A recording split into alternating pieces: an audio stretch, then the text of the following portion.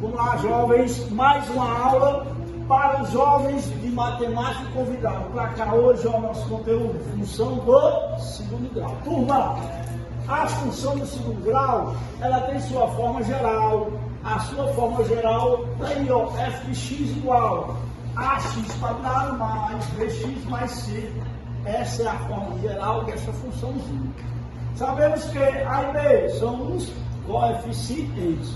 E o termo C, esse camaradinho aqui, ó, é chamado termo independente. Ora, os zeros da função. Essa função, gente, ela pode ter um zero, não ter zero, ou ter dois zeros. A pessoa, quem são esses zeros? Para cá. Lembrando lá da equação do segundo grau, lá chama-se raiz de uma equação. Na função do segundo grau chama-se zeros da função. E ele é determinado por quem? Ó, minha primeira raiz, ou na minha função, meu primeiro zero menos b mais raiz de delta sobre 2a. Segundo zero da função, menos b menos raiz de delta sobre 2a. Lembrando que esse delta é o meu discriminante. Meu discriminante delta sempre b ao quadrado menos 4ac. Ora, professor, qual a finalidade desse discriminante delta? Ele é responsável por dizer se a curva da função toca ou não toca o eixo x. E toca em quantos pontos? Tem um, tem dois, tem um. É isso que nós vamos ver. Então, delta é responsável em dizer que a curva da função, ou seja, a parábola, ela toca ou não o eixo x. Para cá. Gráfico, análise gráfica rapidinho, né? Partindo para ele. Esse coeficiente A, gente, ó. O coeficiente A é ele que determina a posição da curva da função, ou seja, a posição da parábola.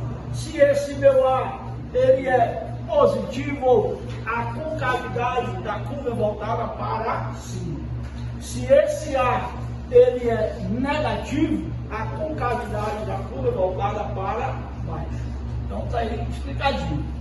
Veja bem, ó, quando A for maior que zero, logicamente ele é positivo, concavidade voltada para cima. E quando A for menor que zero, a curva ou concavidade voltada para baixo. Não esquecer. Continuando. Agora vem o termo independente, que é o termo C, ó. Esse camarada vem aqui. Qual é a função dele? Para cá, menino. A função do termo C é dizer aonde a curva vai tocar o eixo Y. Não esqueça. Olha aqui, ó. O eixo Y, o termo C aqui me diz se ele toca e aonde. Beleza?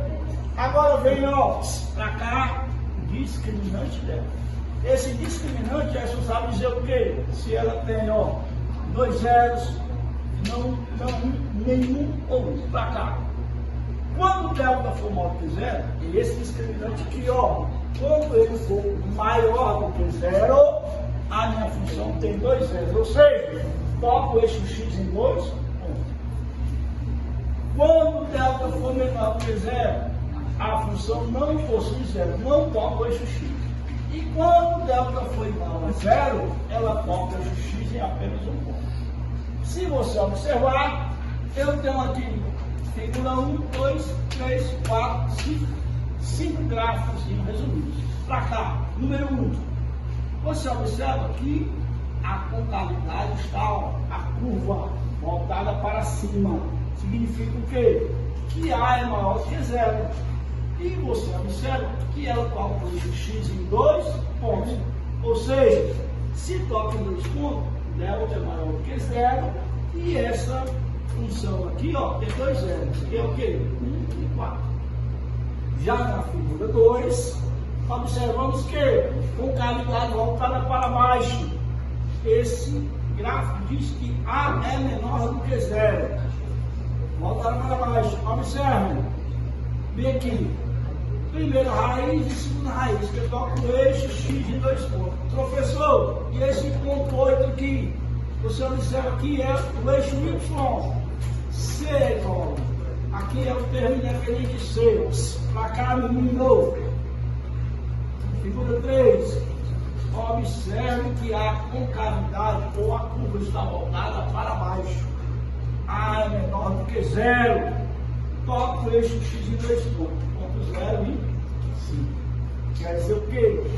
Que uma raiz é 0 e outra é 5. E também o termo C é igual a 0. Porque se o termo C for igual a 0, ele não existe. Se não existe, toca, a curva vai tocar o eixo y no ponto 0. E por último, gráfico 5. Você observa que toca o eixo x em apenas um ponto. O que é que acontece? Delta é igual a 0. Então ela vai tocar o eixo x apenas em um ponto. E ela está tocando o eixo y no ponto 3. Onde toca o eixo y é exatamente o valor de quem? C. Tudo bem? Tranquilo aí, gente?